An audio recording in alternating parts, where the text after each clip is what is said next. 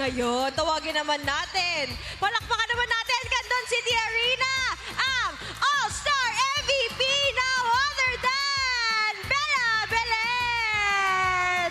Okay, post muna tayo dyan. Branding. Okay. So, kamusta naman ang All-Star experience mo overall? MVP ka pa ng All-Star? Surprise! Siyempre, sobrang saya kasi karamihan po ng teammates ko, first time ko makasama maglaro. And ayun, sana po nag-enjoy po kayong lahat. And sana po, ma-invite nga ulit kami dito. Bella, handa na akong magpasakal? Bakit? Magpapasakal? Asan siya?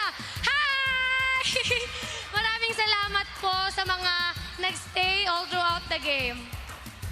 And of course, syempre, may trophy tayo, Bella, to award our official All-Star MVP trophy. Of course, we have Honorable Mayor Eric Singson and our PBL Commissioner, Sherwin Alonzo.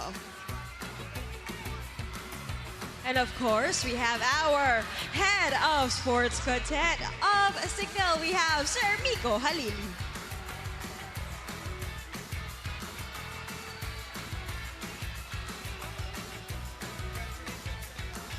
Congratulations, Bella and the rest of Team Heart. And that is our PBL All-Star Showcase.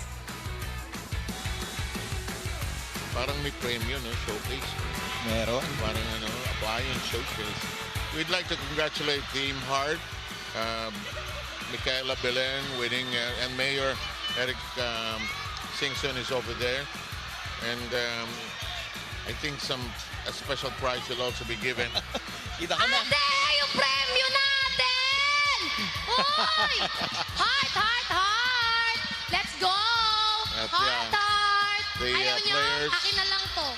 Meeting up with the fans. Na-master na ng mga player paanong top Okay, pictures with the tatlo na fans. lang daw sila. Sila na kukuha ng Thank picture. you very much. We want to congratulate Team Heart.